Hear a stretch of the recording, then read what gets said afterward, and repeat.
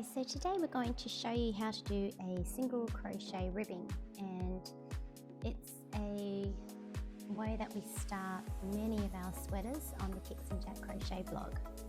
So we start off with a slip knot, and we're going to chain the number of chains that would make up our desired width. So for today, we're going to do 10 chains.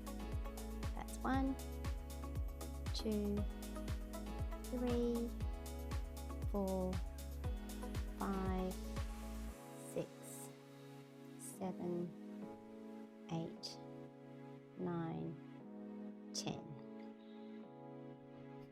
And if I just pop that down, that's going to be the approximate width of our single crochet ribbing. And then we start the ribbing by skipping the first stitch, and we single crochet into the second stitch. So insert our hook into the second stitch, pull through the yarn, yarn over, pull through 2.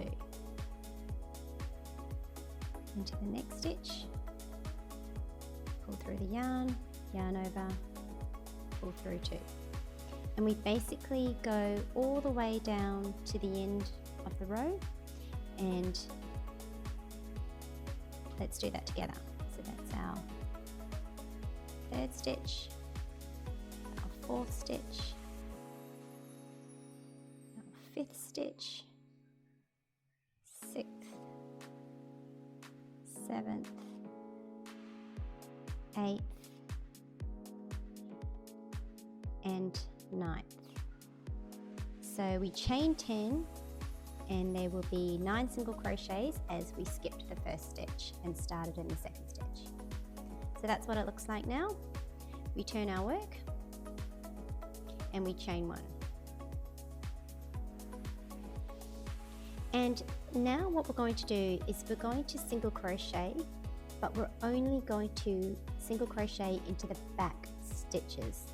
So if it was just single crochet, we would go in here and here and here, and that would get us in 2 loops, but we only want to crochet into the back loop.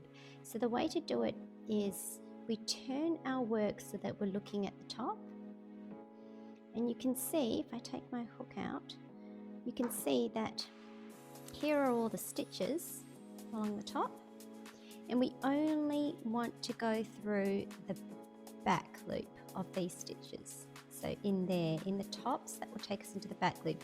We don't want to go into both loops, just the back loop. So we've chained 1, and the first one can be a little bit tricky, but I'll sort of put it on its side, and you can see that we're only going into the back loop of that stitch. So pull through the yarn, pull through 2, and again I like to sort of pinch my work, turn it to face me so I'm looking at the top, and I'm only going to go through the back loop. That was 2, 3, 4, 5, 6, 7, 8. Now on the last stitch, so for us that's the 9th stitch, I like to go through both loops. You can go through just the back loop only, and I'll show you what happens when you do. You can do it, it's just that it kind of, I like to have that part sealed a little bit better. And if I show you what it looks like when you go through both loops, you'll see what I mean. So I'm going to go through not just the back loop, but I'm going to take the front loop as well and go through both. Pull through the yarn, yarn over, pull through 2, and you can just see it's a tighter finish. which I like better. So back loop only all the way down until you get to the last stitch, and you're going to go through both loops. So we turn, chain one, and let's do that again. Pinch your work, turn it to face you, and we go into that first stitch, back loop only, and single crochet into the back loop only all the way down. That's 2, that's 3, that's 4, that's 5,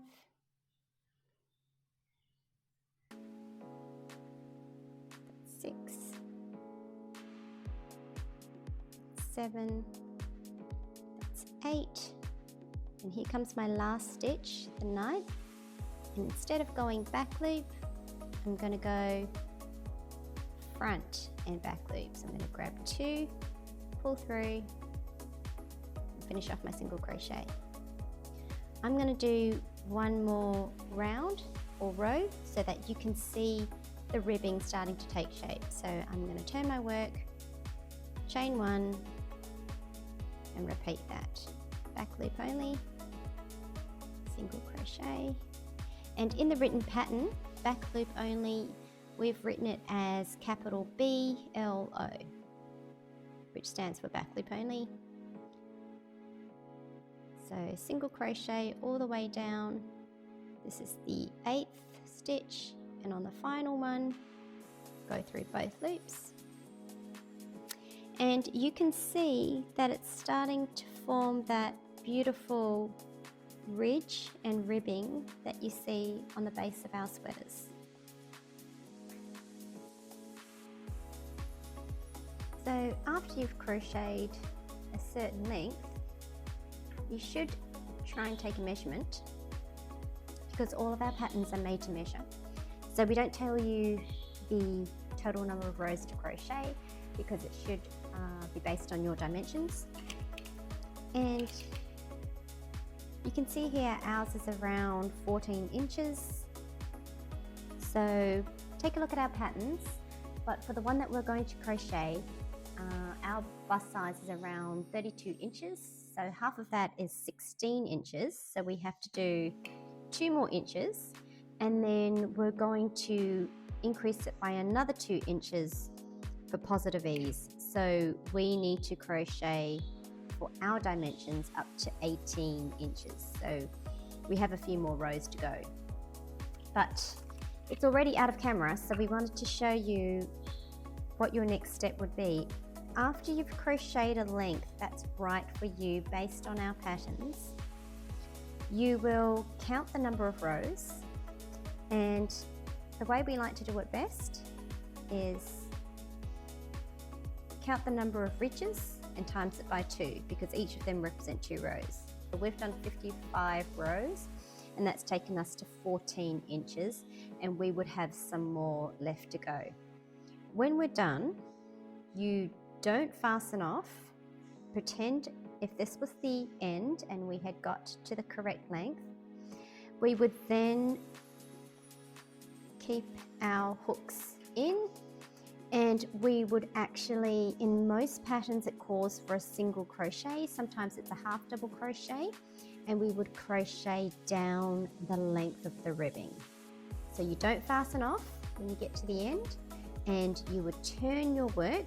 At the moment we've been crocheting this way.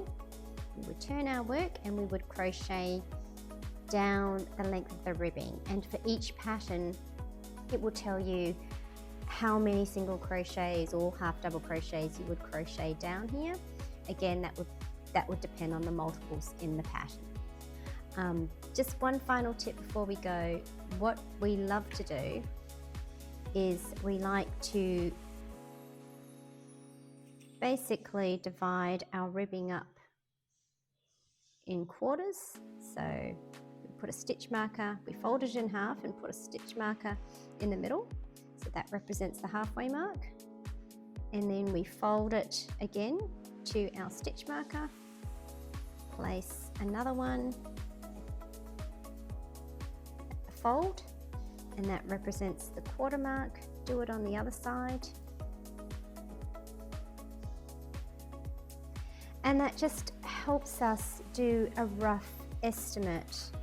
You can see there'll be sort of 4 rough quarters, and it allows us to sort of help us make sure that when we do crochet down the end, it's done evenly. So if the pattern called for, say, 60 single crochets down the length of the ribbing, then we would know roughly we would be crocheting 15 single crochets in each quarter, and that just helps us keep it even. So we hope that was a helpful tutorial in how to do a single crochet ribbing. We'll try to do another one for half double crochet because some of our patterns use the half double crochet ribbing, but it's effectively the same, except for single crochet you'll be doing half double crochets.